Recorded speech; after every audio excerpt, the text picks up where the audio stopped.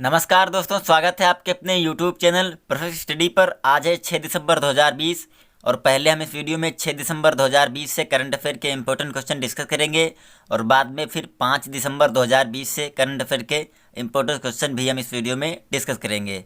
तो पहले 6 दिसंबर 2020 के क्वेश्चन देख लेते हैं। तो चलिए वीडियो को स्टार्ट करते हैं। पहला क्वेश्चन है, हाल ही में विश्व मृदा दिवस कब मनाया गया है? तो अभी हाल ही में 5 दिसंबर को विश्व मृदा दिवस मनाया गया है। तो इस क्वेश्चन का सी ऑप्शन सही है। यह दिन मानव कल्याण, खाद्य सुरक्षा और पारिस्थितिकी प्रणालियों के महत्वपूर्ण मिट्टी की गुणवत्ता के महत्व के बारे में जागरूकता बढ़ाने के लिए मनाया जाता है। 5 दिसंबर 2014 को पहला विश्व मृदा दिवस मनाया गया था। और विश्व मृदा दिवस को मनाता कौन है? तो इसे खाद्य और कृषि संगठन मनाता है। कौन मनाता है? खाद्य और कृषि संगठन। बात करते हैं खाद्य और कृषि संगठन की, तो इसका मुख्यालय स्थित है रोम में। और खाद्य और कृषि संगठन के प्रमुख हैं क्यू डोंग्यू। और खाद्य और कृषि संगठन की स्थापना हुई थी 16 अक्टूबर 1945 को। बात करते हैं मृदा विज्ञान अंतर्राष्ट्रीय संघ की, तो इसके अध्यक्ष हैं तकाशी कोसाकी। बात करते हैं मृदा विज्ञान के अंतर्राष्ट्रीय संघ की, तो इसकी स्थापना हुई थी 1924 को। और मृदा विज्ञान मुख्यालय का अंतर्राष्ट्रीय संघ स्थित है वियना, ऑस्ट्रिया में। अगला क्वेश्चन है, हाल ही में किसने पूर्व राष्ट्रपति डॉक्टर एपीजे अब्दुल कलाम के जीवन पर लिखी पुस्तक का विमोचन किया है? तो अभी हाल ही में उपराष्ट्रपति एम वेंकैया नायडू ने पूर्व राष्ट्रपति डॉक्टर एपीजे अब्दुल कलाम के जीवन पर लिखी गई पुस्तक का विमोचन किया है। तो इस क्वेश्चन का ए ऑप्शन सही है। इस पुस्तक का शीर्षक है 40 years with Abdul Kalam untold stories. क्या है? 40 years with Abdul Kalam untold stories.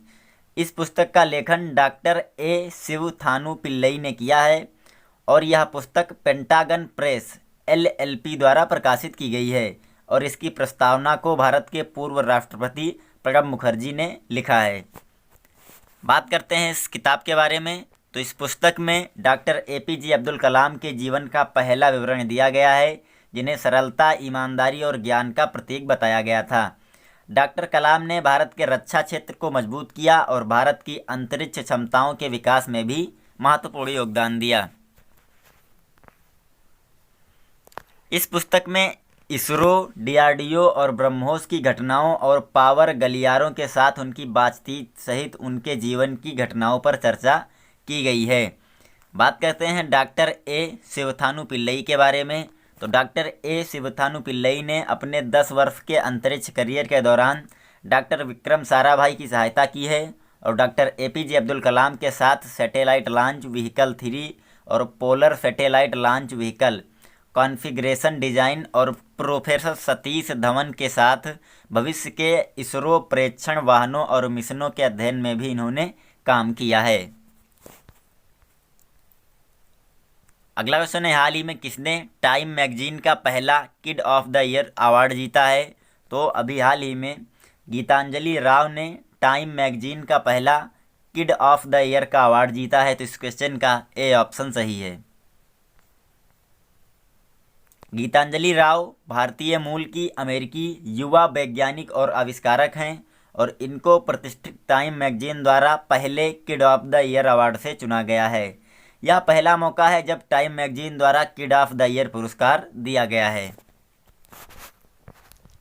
अब बात करते हैं टाइम मैगजीन की, तो टाइम मैगजीन का मुख्यालय स्थित है संयुक्त राज्य अमेरिका में। टाइम मैगजीन के संपादक हैं एडवर्ड फेल्स्टन और टाइम मैगजीन का पहला अंक दिनांक 3 मार्च 1923 को प्रकाशित हुआ था। अगला क्वेश्चन है, हाल ही में ग्लोबल टीचर प्राइज जीतने वाले पहले भारतीय कौन बने हैं? तो अभी हाल ही में Ranjit Singh Disale global teacher prize जीतने वाले पहले भारतीय बने हैं। तो इस क्वेश्चन का बी ऑप्शन सही है। महाराष्ट्र के सोलापुर जिले के परितेवाड़ी गांव की जिला परिषद प्राथमिक विद्यालय के एक सरकारी शिक्षक रंजीत सिंह दिसाले को वर्ष 2020 के ग्लोबल टीचर पुरस्कार के लिए चुना गया है। ये महाराष्ट्र के सोलापुर जिले के परितेवाड़ी गांव की जिला परिषद प्राथमिक विद्यालय के एक सरकारी शिक्षक हैं और वह इस पुरस्कार को जीतने वाले पहले भारतीय हैं, जिसमें $1 मिलियन लगभग 7.4 करोड़ रुपए की पुरस्कारी राशि प्रदान की जाती है। और इस 32 वर्षीय शिक्षक ने अपने गांव में लड़कियों की शिक्षा को बढ़ावा देने और भारत में त्वरित प्रतिक्रिया कोडी आधारित पाठ्यपुस्तक क्रांति को गति देने के अपने प्रयासों के लिए वार्षिक ग्लोबल फीचर पुरस्कार 2020 जीता है। उन्होंने ऑडियो, कविताओं, वीडियो व्याख्यान, कहानियों और असाइनमेंट को लिंक प्रदान करने के लिए प्राथमिक कक्षाओं की पाठ्यपुस्तकों में QR कोड जोड़ने की दिशा में भी प्रयास किए थे। उन्होंने लड़कियों के लिए शिक्षा और कम आयु में विवाह के दुष्प्रभावों के बारे में लोगों को बताने की दिशा में भी काम किया और लड़कियों की 100% उपस्थिति भी हासिल करने में मदद की। रंजीत सिंह ने पुरस्कार की आधी राशि को दुनिया भर से चुने गए 9 फाइनलिस्टों के साथ साझा करने की घोषणा करके भी इतिहास रच दिया है, जिसमें प्रत्येक प्रतिभागी को लगभग $55,000 प्राप्त होंगे। इसके साथ ही वह पुरस्कार इतिहास में फाइनलिस्ट के साथ पुरस्कार राशि साझा करने वाले पहले विजेता भी बन गए हैं। बात करते हैं ग्लोबल टीचर पुरस्कार के बारे में। तो global teacher prize Varkey foundation द्वारा 2014 में शुरू किया गया था। यह एक वार्षिक पुरस्कार है जो एक असाधारण शिक्षक को चिन्हित करने के लिए दिया जाता है जिसने इस पेशे में उत्कृष्ट योगदान दिया होता है। यह पुरस्कार यूनेस्को की साझेदारी में प्रदान किया जाता है। तो बात करते हैं यूनेस्को की। यूनेस्को का मुख्यालय स्थित है पेरिस, फ्रांस में। यूनेस्को के प्रमुख हैं ऑड्रे अजोले और यूनेस्को की स्थापना हुई थी 16 नवंबर 1945 को। अगला क्वेश्चन है, हाल ही में किसने नेताजी की 125वीं जयंती के उपलक्ष्य में माजेरहाट ब्रिज का नाम बदलकर जय हिंद पुल किया है?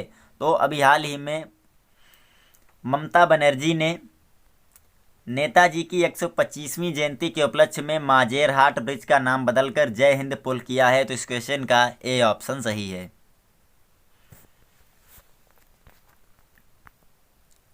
इस नए पुल को एक पुल के स्थान पर बनाया गया है जो सितंबर 2018 में ढह गया था। यह पुल 650 मीटर लंबा है जो कोलकाता के मध्य भाग को बोहाला और अन्य के दक्षिण पश्चिमी उपनगरों से जोड़ता है।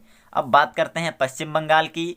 तो पश्चिम बंगाल की राजधानी है कोलकाता और पश्चिम बंगाल के मुख्यमंत्री हैं ममता बनर्जी और पश्चिम बंगाल के राज्यपाल हैं जगदीप धनखड़।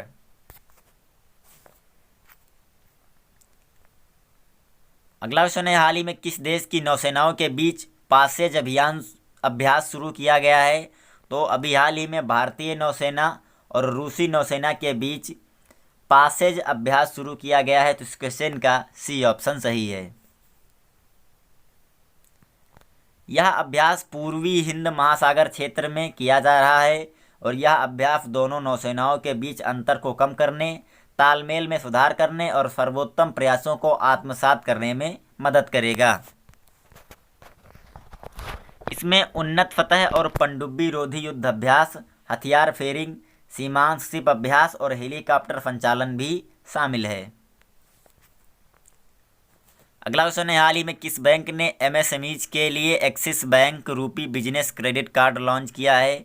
तो अभी हाल ही में एक्सिस बैंक ने MSMEs के लिए एक्सिस बैंक रूपी बिजनेस क्रेडिट कार्ड लॉन्च किया है। तो इस क्वेश्चन का डी ऑप्शन सही है। एक्सिस बैंक ने रूपीफी और वीज़ा के साथ मिलकर micro, small and medium enterprises MSME के लिए Axis bank Rupifi business card launch किया है और यह संपर्क रहित सह ब्रांडेड क्रेडिट कार्ड है जो कि वीज़ा द्वारा संचालित है और यह केवल उन MSMEs व्यापारियों के लिए होगा जो अपने व्यापार में खरीद के लिए रूपीफी पैन भारत के साथ भागीदारी किए गए एग्रीगेटर प्लेटफॉर्मों पर लेन देन करते हैं। यह कार्ड ऐसे MSMEs को क्रेडिट समाधान प्रदान करता है। यह केवल घरेलू लेन देन के लिए ही इस्तेमाल होगा।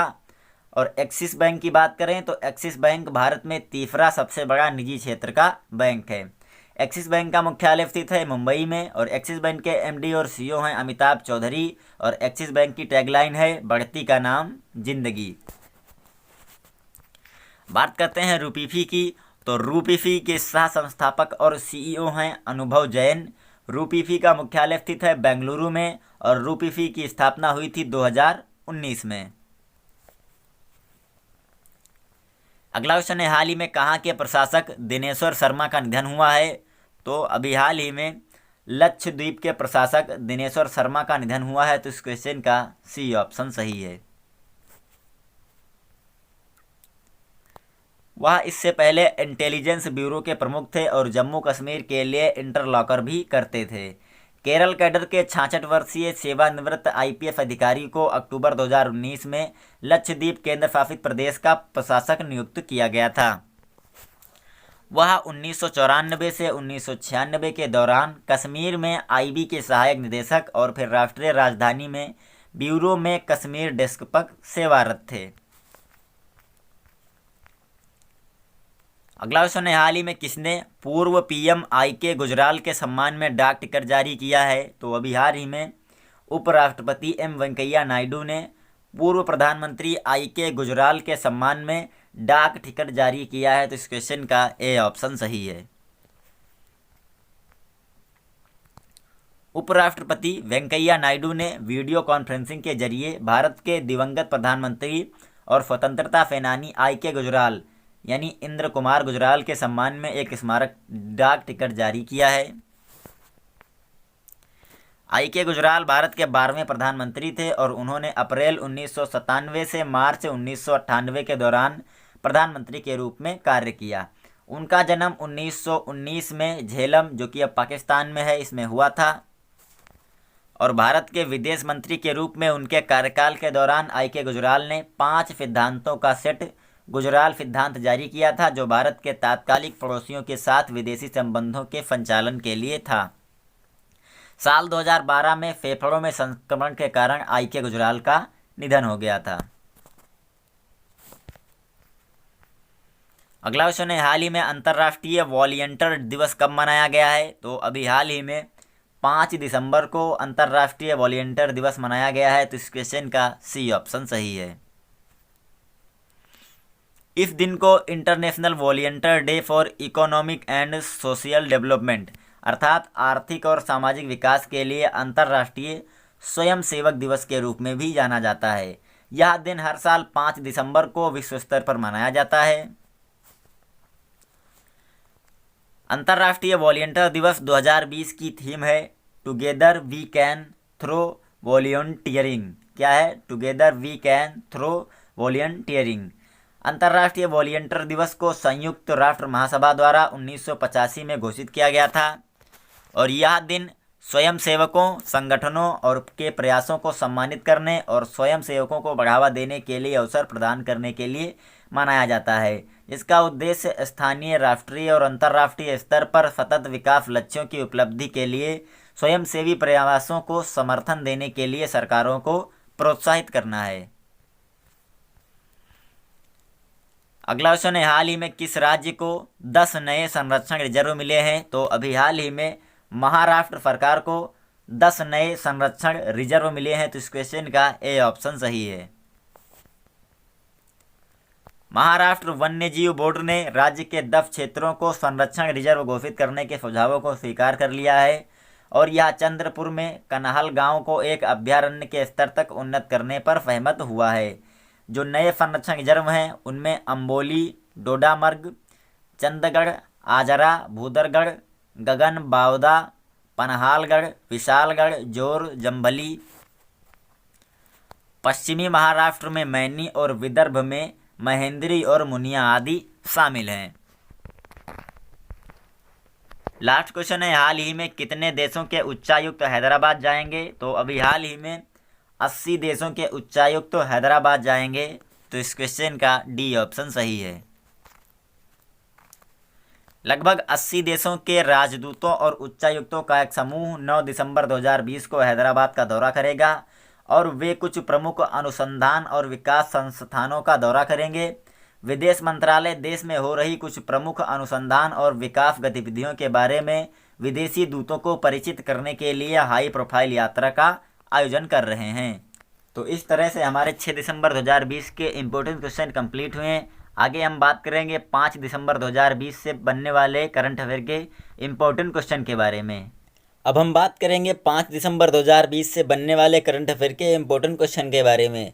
तो चलिए देखते हैं। पहला क्वेश्चन है, हाल ही में अंतर्राष्ट्रीय बैंक दिवस कब मनाया गया है? तो अभी हाल ही में 4 दिसंबर को अंतर्राष्ट्रीय बैंक दिवस मनाया गया है। तो इस क्वेश्चन का डी ऑप्शन सही है। यह दिन हर साल 4 दिसंबर को विश्व स्तर पर मनाया जाता है और इस दिन को बहुपक्षीय विकास बैंकों और अन्य अंतर्राष्ट्रीय विकास बैंकों की सतत क्षमता के वित्त पोषण और ज्ञान प्रदान करने की महत्वपूर्ण क्षमता और सदस्य देशों में जीवन स्तर सुधार में महत्वपूर्ण भूमिका निभाने वाली बैंकिंग प्रणालियों की चिन्हित करने के लिए मनाया जाता है। अगला क्वेश्चन है, हाल ही में किसने T20 में सबसे ज़्यादा रेटिंग हासिल की है? तो अभी हाल ही में डेविड मलान ने T20 में सबसे ज़्यादा रेटिंग हासिल की है। तो इस क्वेश्चन का ए ऑप्शन सही है। इंग्लैंड के खिलाड़ी डेविड मलान ने MRF tyres ICC men's T20 international player ranking में बल्लेबाजों में सबसे अधिक रेटिंग प्राप्त कर इतिहास रच दिया है। 33 वर्षीय मलान रैंकिंग में 915 अंक हासिल किए हैं, जिसके कारण वो इस फॉर्मेट में 900 अंक पार करने वाले पहले खिलाड़ी बन गए हैं। उनसे पहले ऑस्ट्रेलिया के एरॉन फिंच जुलाई 2018 में 900 अंक पूरे कर चुके थे। मलान के बाद पाकिस्तान के बाबर आजम हैं, जो कि 871 स्थान के साथ दूसरे नंबर पर हैं, और ऑस्ट्रेलिया के एरॉन फिंच 835 रेटिंग अंक के साथ तीसरे नंबर पर हैं। इस सूची में भारत के केएल राहुल चौथे स्थान पर हैं, जबकि विराट कोहली की 9वीं रैंक आई है। अगला क्वेश्चन है, हाल ही में किसे फिट इंडिया मूवमेंट का एम्बेसडर बनाया गया है? तो अभी हाल ही में कुलदीप हांडू को फिट इंडिया मूवमेंट का ब्रांड एम्बेसडर बनाया गया है। तो इस क्वेश्चन का सी ऑप्शन सही है।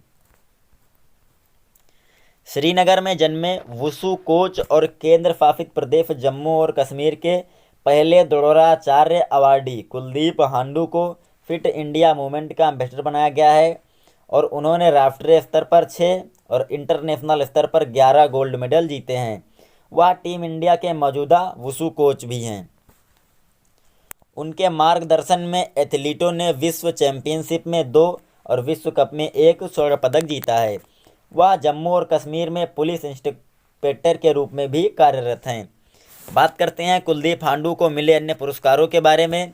तो सराहनीय सेवा के लिए जम्मू और कश्मीर पुलिस पदक पुरस्कार इन्हें दिया गया है और हिमाचल प्रदेश राज्य का खेल सम्मान परशुराम पुरस्कार भी इन्हें दिया जा चुका है। बात करते हैं फिट इंडिया मूवमेंट के बारे में। तो फिट इंडिया मूवमेंट अगस्त 2019 में भारतीयों को स्वस्थ और फिट जीवन शैली का मार्ग प्रशस्त करने के लिए अपने दैनिक जीवन में फिटनेस गतिविधियों और खेलों को शामिल करने के लिए प्रोत्साहित करने के लिए शुरू किया गया था। फिट इंडिया के संस्थापक हैं सुपर्णो सतपथी।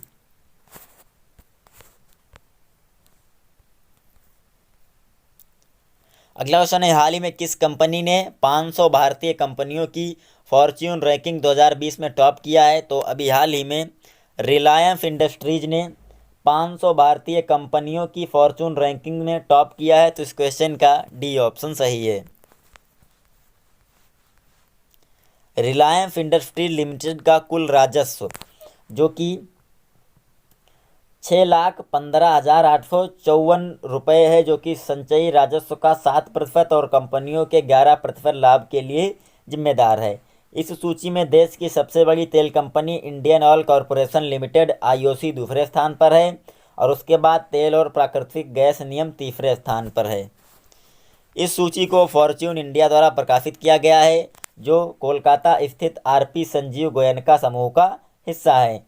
यहाँ पर 2020 फॉर्च्यून इंडिया की सूची में शामिल 10 कंपनियों की सूची दी गई है। नंबर 1 पर है आपकी रिलायंस इंडस्ट्रीज और नंबर 2 पर है इंडियन ऑयल कॉरपोरेशन, नंबर 3 पर है तेल और प्राकृतिक गैस निगम, नंबर 4 पर है भारतीय स्टेट बैंक, नंबर 5 पर है भारत पेट्रोलियम कॉरपोरेशन और नंबर 6 पर टाटा मोटर्स है और नंबर 7 पर है राजेश एक्सपोर्ट्स, नंबर 8 पर है टाटा कंसल्टेंसी सर्विसेज, नंबर 9 पर है ICICI बैंक और नंबर 10 पर है लार्सन एंड टुब्रो। अगला क्वेश्चन है, हाल ही में भारत ने किस देश के साथ बौद्धिक संपदा सहयोग के समझौता ज्ञापन पर हस्ताक्षर किए हैं? तो अभी हाल ही में भारत ने अमेरिका के साथ बौद्धिक संपदा सहयोग के समझौते ज्ञापन पर हस्ताक्षर किए हैं। तो इस क्वेश्चन का बी ऑप्शन सही है। इस एमओयू के तहत दोनों देश ओएमयू लागू करने के लिए द्विवार्षिक कार्य योजना तैयार करेंगे, जिसमें कार्रवाई की गुंजाइश सहित सहयोग गतिविधियों को पूरा करने की विस्तृत योजना भी शामिल होगी। अगला क्वेश्चन है, हाल ही में किस देश के पूर्व राष्ट्रपति वालेरी गिस्कार्ड का निधन हुआ है? तो अभी हाल ही में फ्रांस के पूर्व राष्ट्रपति वालेरी गिस्कार्ड का निधन हुआ है। तो इस क्वेश्चन का डी ऑप्शन सही है। फ्रांस के पूर्व राष्ट्रपति वालेरी गिस्कार्ड डी ऑन्सिंग का 94 वर्ष की आयु में कोरोना वायरस के कारण निधन हो गया है और उन्होंने 1974 से 1981 के दौरान फ्रांस के तीसरे राष्ट्रपति के रूप में कार्य किया था। उनका जन्म फ्रांस के कब्जे वाले जर्मनी के कोबलेज में 2 फरवरी 1926 को हुआ था। गिस्कार्ड ने फ्रांस में राजनीतिक अधिकार को लेकर गिल्फ्ट प्रेपोंड्रेसेंस का मुकाबला करने के लिए 1978 में एक केंद्र लेफ्ट राजनीतिक दल यूनियन फॉर फ्रेंच डेमोक्रेसी की स्थापना की थी और उन्होंने मतदान की आयु को 21 वर्ष से घटाकर 18 वर्ष कर दी और राष्ट्रपति के रूप में अपने कार्यकाल में तलाक, गर्भपात और गर्भ निरोधक पर कानूनों का विस्तार भी किया था। अगला क्वेश्चन है, हाल ही में किस राज्य के नोंगपोक सेमकई पुलिस स्टेशन को भारत के सबसे अच्छे पुलिस स्टेशन का दर्जा मिला है? तो अभी हाल ही में मणिपुर राज्य के नोंगपोक सेमकई पुलिस स्टेशन को भारत के सबसे अच्छे पुलिस स्टेशन का दर्जा मिला है। तो इस क्वेश्चन का ए ऑप्शन सही है।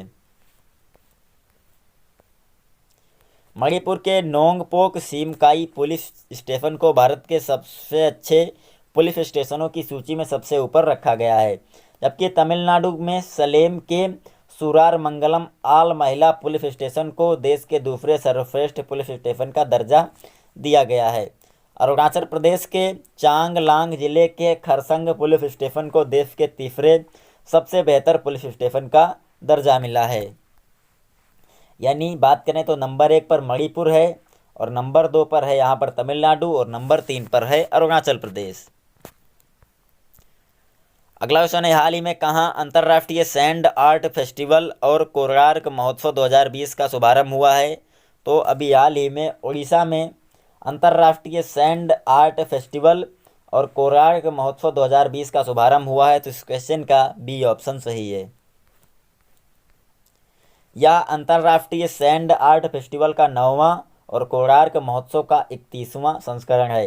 अंतर्राष्ट्रीय सैंड आर्ट फेस्टिवल ओडिशा की पुरी जिले के कोणार्क के चंद्रभागा के बीच आयोजित किया जा रहा है और इस महोत्सव में देश भर के लगभग 70 कलाकार हिस्सा ले रहे हैं। विश्व प्रसिद्ध रेत कलाकार और पद्मश्री अवार्डी सुदर्शन पटनायक को महोत्सव का मुख्य क्यूरेटर बनाया गया है और इस समारोह का आयोजन हर साल कोणार्क नृत्य महोत्सव के हिस्से के रूप में किया जाता है, ताकि अंतर्राष्ट्रीय और राष्ट्रीय रेत कलाकारों को अपनी प्रतिभा दिखाने के लिए एक मंच प्रदान किया जा सके। अगला क्वेश्चन है, हाल ही में किस देश के पूर्व पीएम जफरुल्लाह जमाली का निधन हो गया है?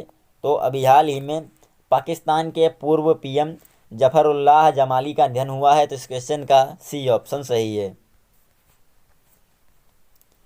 वे पाकिस्तान के 15वें प्रधानमंत्री बने थे और उन्होंने नवंबर 2002 से जून 2004 तक 1 वर्ष 7 महीने और 3 दिन की अवधि के लिए प्रधानमंत्री के रूप में कार्य किया था। वह प्रधानमंत्री बनने वाले बलूचिस्तान के पहले राजनेता हैं और वह उस समय देश के प्रधानमंत्री बने थे जब पूर्व सैन्य तानाशाह परवेज मुशर्रफ राष्ट्रपति थे। प्रधानमंत्री के रूप में जमाली ने विवादित कश्मीर क्षेत्र में शांति समझौते पर हस्ताक्षर करने और संघर्ष विराम का संकल्प लिया। जमाली ने 2004 में 2001 में तालिबान सरकार के पतन के बाद अफगानिस्तान की पहली उच्च स्तरीय यात्रा भी की थी।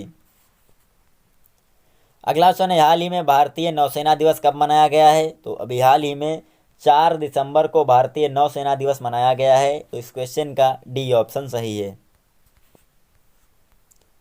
यह दिन हर साल देश भर में नौसेना की उपलब्धियों और भूमिकाओं को चिन्हित करके मनाया जाता है। वर्ष 2020 के नौसेना दिवस की थीम है Indian navy combat ready, credible and cohesive. क्या है? Indian navy combat ready, credible and cohesive. यह दिन 1971 में भारत पाकिस्तान युद्ध के दौरान शुरू किए गए ऑपरेशन ट्राइडेंट को चिन्हित करने के लिए मनाया जाता है। बात करते हैं भारतीय नौसेना के बारे में कुछ अहम जानकारियों की।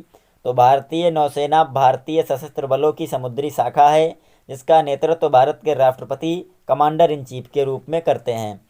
17वीं शताब्दी के मराठा सम्राट छत्रपति शिवाजी भोंसले को भारतीय नौसेना का जनक माना जाता है। बात करते हैं नौसेना प्रमुख की। तो वर्तमान में नौसेना प्रमुख हैं एडमिरल करमबीर सिंह और नौसेना की स्थापना हुई थी 26 नवंबर 1950 को।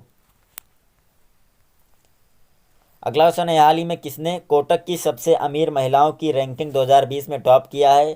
तो अभी हाल ही में रोशनी नडार ने कोटक की सबसे अमीर महिलाओं की रैंकिंग 2020 में टॉप किया है। तो इस क्वेश्चन का ए ऑप्शन सही है। HCL टेक्नोलॉजीज की chairperson Roshni Nadar Malhotra Kotak wealth Hurun leading wealthy women report के दूसरे संस्करण के अनुसार भारत की सबसे अमीर महिलाओं की सूची में सबसे ऊपर हैं। यह रिपोर्ट कोटक महिंद्रा बैंक और हुरुन इंडिया की एक इकाई कोटक वेल्थ मैनेजमेंट द्वारा तैयार की गई है। बायोकॉन की किरण मजूमदार शाह और यूएसबी की लीना गांधी तिवारी कोटक वेल्थ हुरुन अमीर महिलाओं की सूची में क्रमशः दूसरे और तीसरे स्थान पर हैं। यानी दूसरे स्थान पर है मजूमदार शाह और लीना गांधी तिवारी तीसरे स्थान पर हैं। शाह इस सूची में खुद से धन कमाकर अमीर बनने वाली पहली महिला हैं, मजूमदार शाह। और इस सूची में शामिल 19 महिलाएं हुरुन इंडिया रिच लिस्ट 2020 में भी शामिल हैं, जिसमें से 6 महिलाओं ने हुरुन ग्लोबल रिच लिस्ट 2020 में भी अपनी जगह बनाई है। बात करते हैं इस रैंकिंग के बारे में।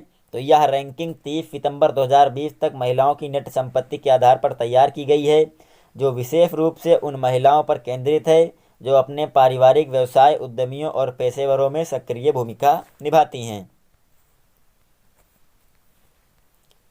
लास्ट क्वेश्चन है, हाल ही में रेफर जॉनसन का निधन हो गया, वह कौन थे? तो ये एक एथलीट और फिर एथलीट से बने अभिनेता थे। तो इस क्वेश्चन का सी ऑप्शन सही है, उपरोक्त दोनों। ये डिकैथलॉन में 1960 के ओलंपिक में स्वर्ण पदक जीतने वाले अमेरिकी डिकैथलेट और फिल्म अभिनेता थे। और एथलेटिक्स से रिटायर होने के बाद रेफन जॉनसन ने अभिनय करियर शुरू किया और 1989 में James Bond film licence to kill सहित कई फिल्मों में ये दिखाई दिए थे। तो ये वीडियो यहाँ पे ख़त्म होती है। हम उम्मीद करते हैं आपको वीडियो पसंद आई होगी। अगर ये वीडियो आपको यूज़फुल लगी हो, पसंद आई हो, अगर इस वीडियो से आपको थोड़ा सा भी लाभ मिला हो तो हमको सपोर्ट कीजिए। इस वीडियो को ज़्यादा से ज़्यादा लाइक और शेयर कीजिए। अगर आप इस चैनल पर नए हैं तो चैनल को सब्सक्राइब कर लीजिए और चैनल को दूसरे लोगों के बारे में भी बताएं ताकि वो भी इस चैनल से लाभ ले सकें।